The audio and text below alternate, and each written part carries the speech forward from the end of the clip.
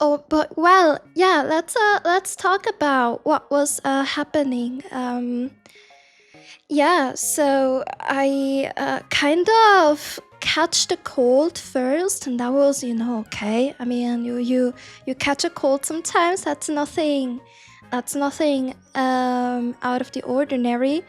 But then I got like super how can I say just everything that I was eating, I was I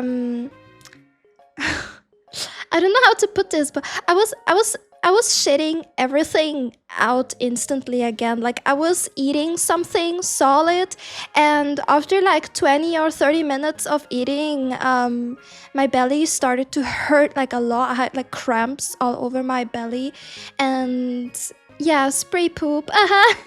And so I had to, go to the toilet and wait until everything was out. And the problem is the pain that I had was so bad that I had like it got dark before my eyes. I saw black before my eyes because of the pain, and there was always like the cramps and I couldn't stand, and I was glued to the toilet.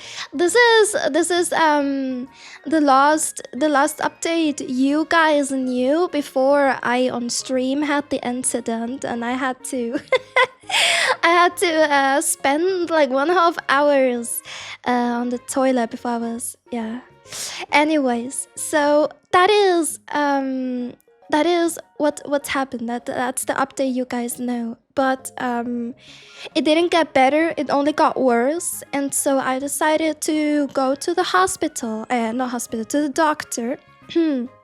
And the doctors, they did blood analysis and everything, and nothing was showing on my blood. Like there was no infection or whatever, because when you have like an infection or like a virus in your blood, there's like the white blood cells that are fighting off your illness. But I did not have that in blood, and so they gave me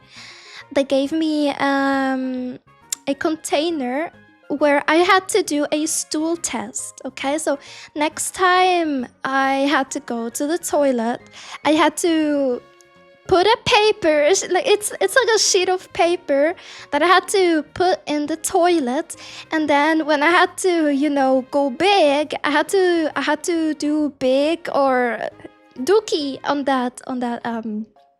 that sheet of paper. And then inside of that container that they gave me, there was a scoop, and I had to scoop that shit. That's so disgusting.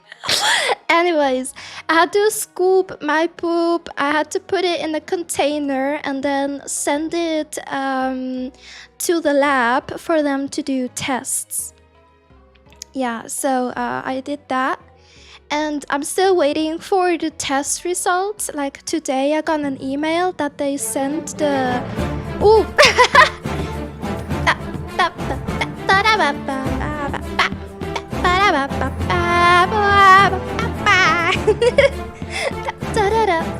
So yeah, they sent it to the lab.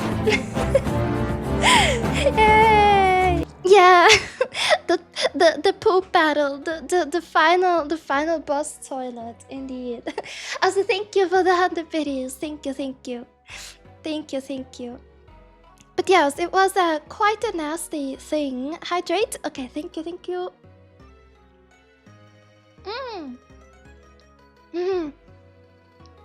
Where was I? Oh yeah, so I got an email from the lab today. They wrote me that they got the test results, but because of confidentiality stuff and all these rules we have, they can't tell me if they found something, if they didn't find something. But they sent the test results to my doctor, and I guess my doctor will tell me if there is something that they need to tell me. But obviously I think they will not contact me if they didn't find anything, So that's that.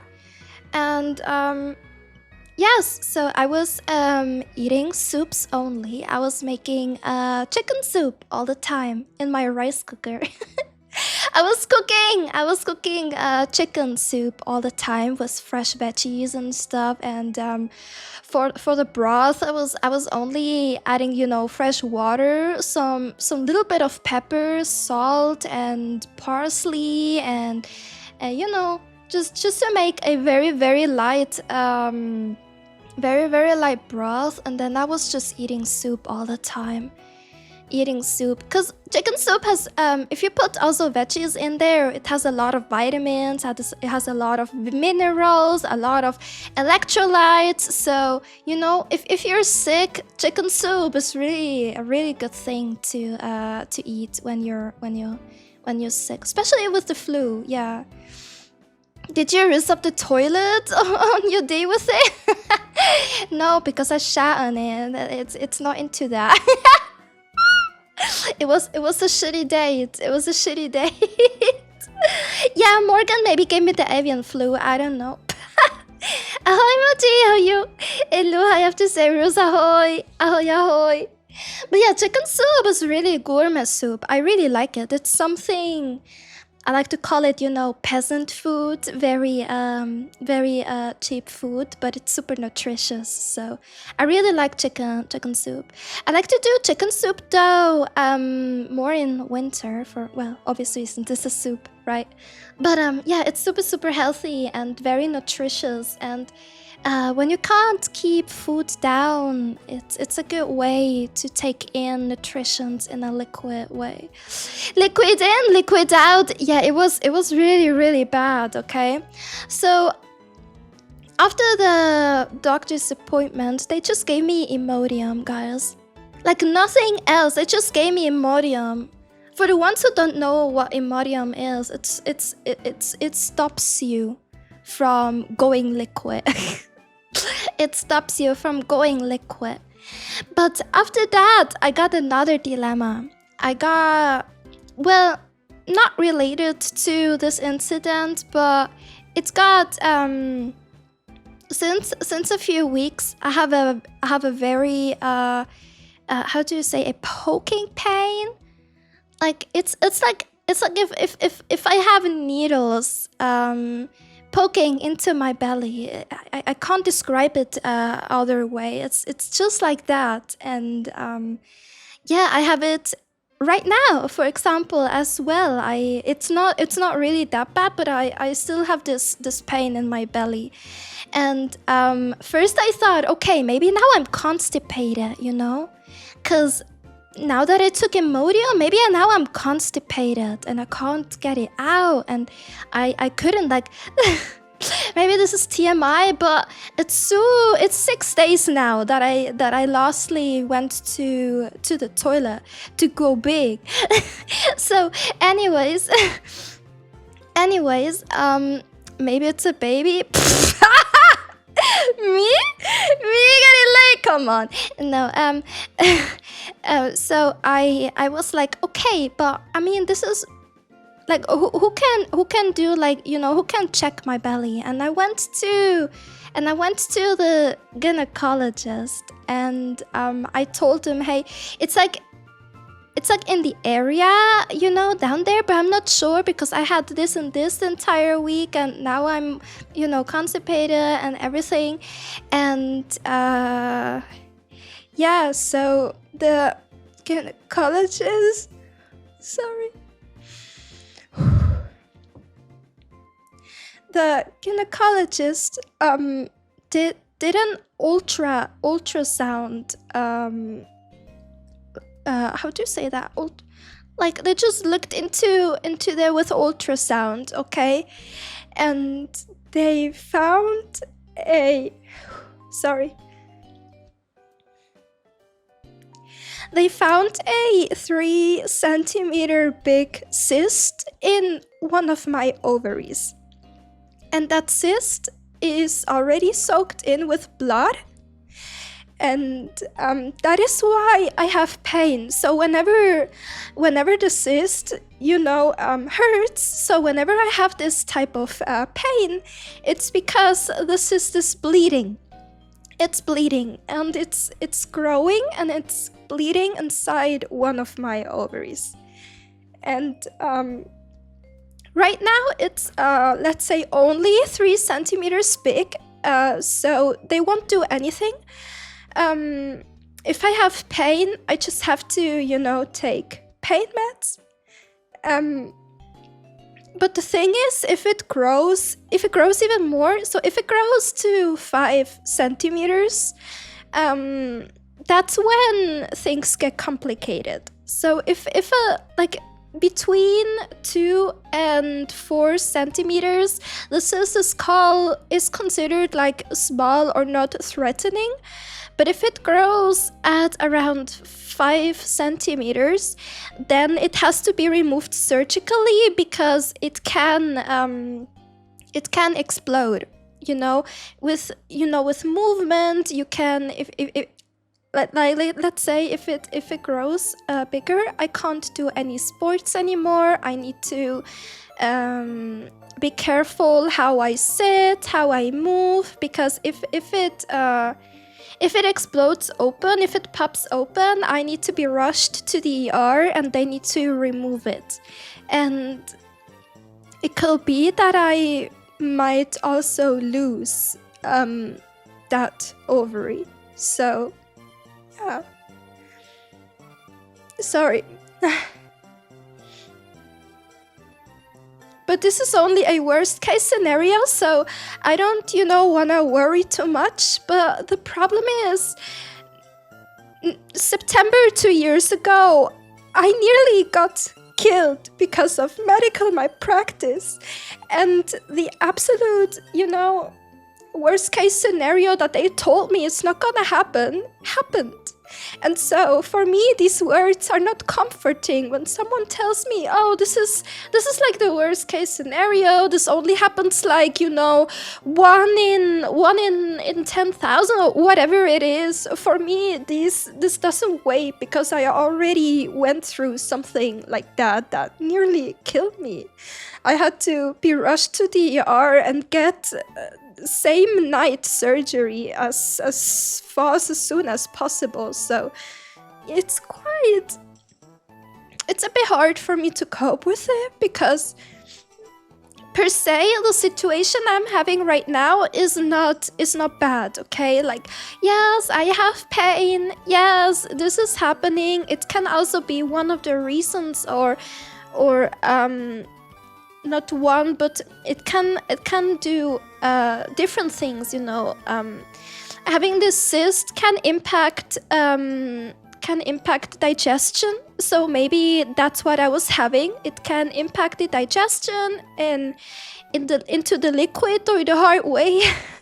And whenever I have my periods got heavier, and I have even more pain, because it's not only shedding. My cyst is also there, and it's just a lot. It's a lot. So yeah, that's why I took the week completely off too. I couldn't. I had to, first of all, learn to cope with the diagnosis, and second of all, just need time for myself to yeah. Don't feel forced. No, it's really okay. Like now, like I went through it. I'm not sick anymore. My voice is back, or like mostly back, and everything. So I can move forward. I can continue. I don't want to go full crippled just because of that.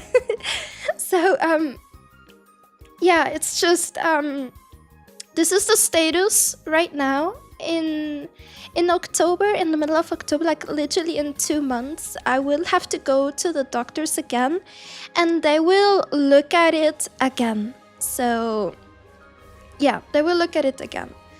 There are some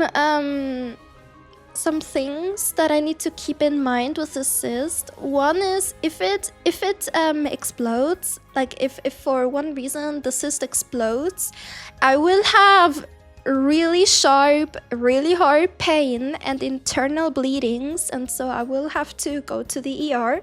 But at least I know that if this is happening, I need to go to the ER. I know what it is, and I will not be, just left in the dark like, oh my god, what is happening? At least I know what will be happening in that case. And yeah, for the cyst, there is also a very, very, very small percentage for it to be a malignant cyst. So cysts usually are non-cancerous, and the cysts in the ovaries usually go back by themselves again. But this is why we have to monitor it. If it grows, they will have to do more tests and see if it's like just a normal cyst, or even if it's a malignant cyst. If it's a malignant cyst, there is a chance for it to develop cancerous, and if that will be the case, I will have to, remove part of my reproductive organ. I don't know what that will mean. I don't know how that will look like. But yeah, if this happens, I will also have to go to do chemo.